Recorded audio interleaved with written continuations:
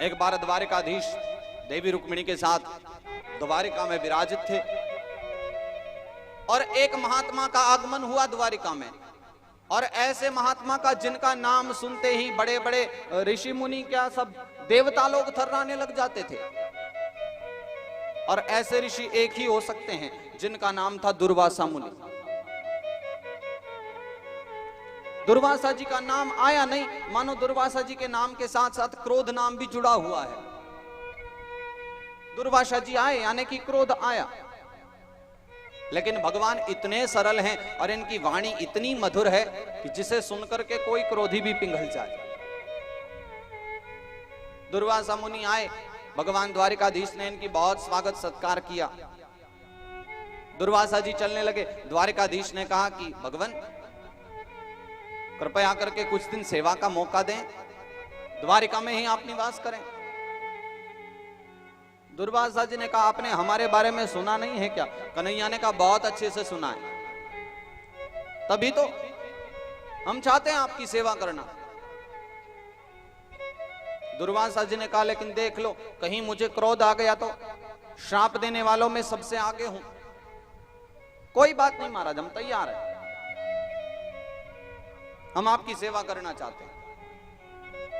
दुर्वासा जी द्वारिका में निवास करने लगे। अब देखिए उनकी कार्य कितने टेढ़े मेढ़े।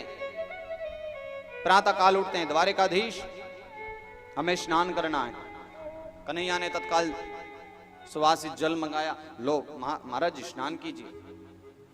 भगवान स्नान करो। स्नान कर लिया। बोले आज हमें हलवा खाना है। इनके लिए बढ़िया बढ़िया गरम गरम हलवा बनाया है, बन के तैयार हुआ, थाली में परोस के लाए। भगवान प्रसाद पा लीजिए। नहीं आज हलवा नहीं खाएंगे, खीर बना के लाओ। क्रोध कर नहीं सकते।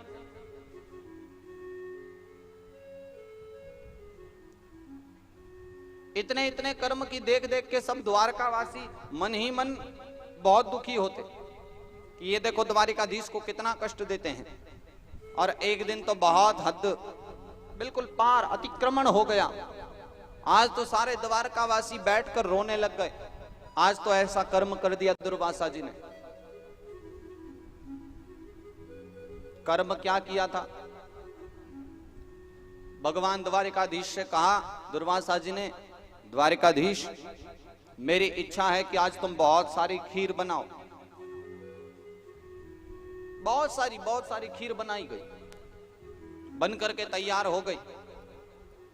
भगवान बालकृष्ण आए और पूछा प्रभु अब क्या आदेश है?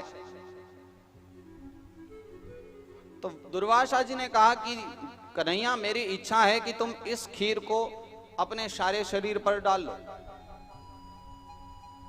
और वो जितनी खीर बनी हुई थी द्वारिकाधीश ने उठा करके अपने ऊपर डाल ली। दुर्वासा जी ने कहा ध्यान रहे कोई एक अंग भी ना छूट जाए। द्वारिकाधीश बोले बिल्कुल ठीक है। और जहां खड़े थे वहां सारी खीर अपने ऊपर डाल ली। बाद में बोले भगवान अब ठीक है। दुर्वासा जी बोले बस अब मैं जाना चाहता हूं, मैं अब फिर घूमते फिरते कहीं चले जाऊंगा, लेकिन ध्यान रखना कन्हैया आज तुमने एक बहुत बड़ी गलती कर दी है। कन्हैया ने पूछा भगवान वो क्या? बोले मैं तो तुम्हें अमर बनाना चाहता था, लेकिन तुम खुद ही अमर नहीं बन पाए। द्वारिकाधीश ने पूछा लेकिन क्यों भगवान? दुर्वासा जी बोले जितनी खीर तुम्हारे शरीर पर गिरी है ना, उसके कारण तुम्हारा सारा शरीर वज्रमय हो गया है। अब इस पे किसी अस्त्र शस्त्र का कोई प्रभाव नहीं होगा। लेकिन तुमने एक गड़बड़ी ये करी, जहां जमीन पर खड़े खड़े अपने ऊपर खीर डालते रहे, तुम अपने पांव के तलवे पर खीर लगाना भूल गए थे।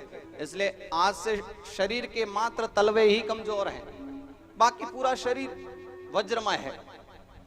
और उसका फल भी देखिए, भगवान जब स्वधाम गए ना, तो जिस व्याध का बाण आकर के भगवान को लगा वो पांव के तलवे में लगा, क्योंकि और सारा शरीर वज्रमय था। तो कभी कभी तो संत क्रोधित होकर के भी कर्म कराए ना, पीछे कुछ ना कुछ कल्याण ही